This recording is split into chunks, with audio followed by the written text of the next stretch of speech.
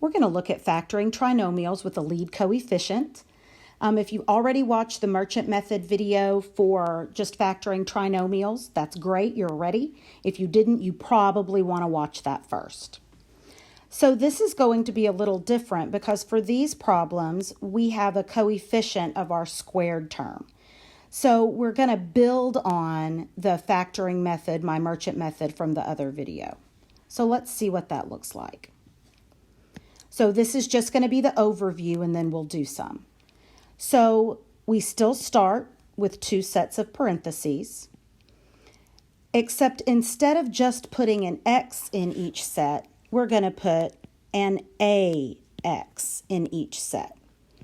Now I know that if I multiply that together, I get a squared x squared, which is too much. But don't worry about that because we're going to take the extra stuff out in a little bit. Okay, so that's the first difference. Our signs work the same. The sign in the first set of parentheses is the same as the first sign in the problem. And the sign in the first set times the sign in the second set has to give us the last sign in the problem. Okay, now we have another difference because we have this coefficient a, so we are going to multiply a times c. And so now we'll be looking for two numbers that multiply to give us the product of a times c and use the last sign to give us b.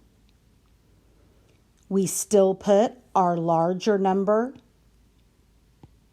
in the first set, and then we'll have a number in the second set, but we still haven't taken out the extra. So that is our last step, where in each set we will divide by any common factors. That looks terrible. Okay, in both places we'll divide out the common factors. So your a's should either should either factor out or parts of them will come out. So let's look at what that looks like. So we're starting with two sets of parentheses, and we're going to put a 3x in each set. Again, I know that's too much. I know if I multiply it, that becomes 9x squared, but remember I'm going to take the extra stuff out. The sign in the first set is the same as the first sign in the problem, so plus.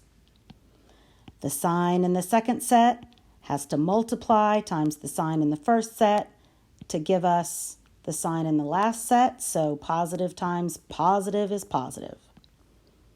Now we need to look at 3 times 6 is 18. So I am looking for two numbers that will multiply to give me 18 and add to give me 11. Those two numbers are 9 and 2, and I'm going to put my 9 in the first set because it's the bigger number. Now we're going to look and see if there are any common factors. The first set of parentheses has a common factor of 3. The second set doesn't have any common factors. So we will take the common factor out, and it's just going to disappear because remember we put too much in at the beginning. So my answer here will be x plus 3 times 3x plus 2. Let's look at another one. Two sets of parentheses and 8x in each set. The sign in the first set is minus, and the sign in the second set is minus.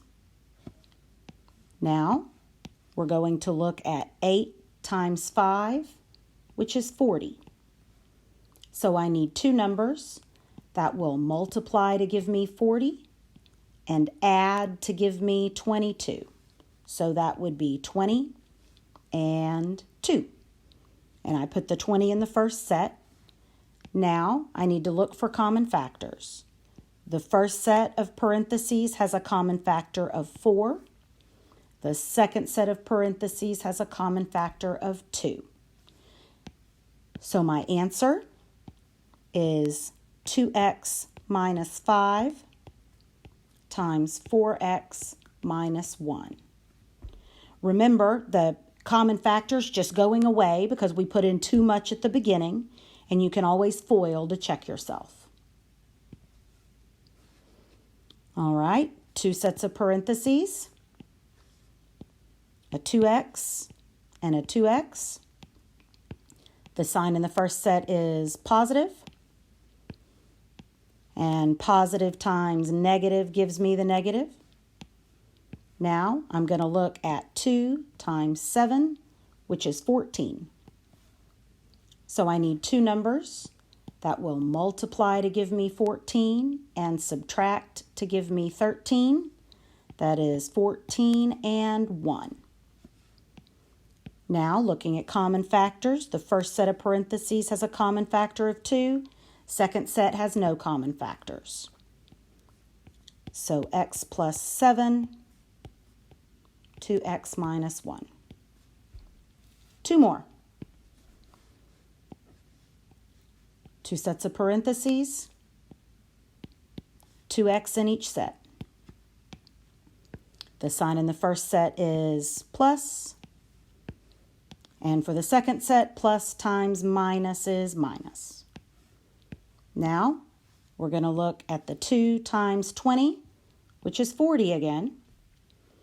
And I need 2 numbers that multiply to give me 40 and subtract to give me 3. So that's going to be 8 and 5, and we're putting that 8, which is the bigger number, in the first set. Now to look for common factors. The first set has a common factor of 2. The second set has no common factors. So x plus 4 times 2x minus 5. Last one. 2 sets of parentheses, 8x in each set. The sign in the first set is subtraction, and minus times minus is plus.